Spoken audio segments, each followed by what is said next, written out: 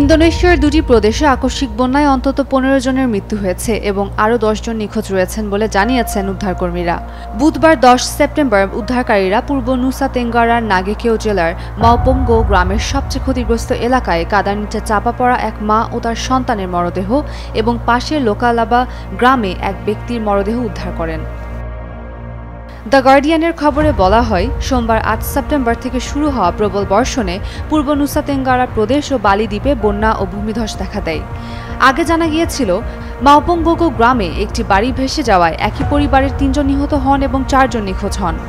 এদিকে প্রবল বৃষ্টির পর বালির বাদুং এলাকায় লোকজন তাদের সামগ্রী নিয়ে হাঁটু পানিতে হেঁটে যেতে বাধ্য হয়।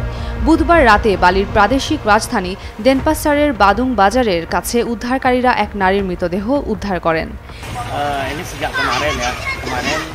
জাতীয় দুর্যোগ প্রশমন সংস্থার মুখপাত্র আব্দুল মুহারি জানান, প্রদেশটিতে এখনও ৬ জন নিখোঁজ রয়েছেন।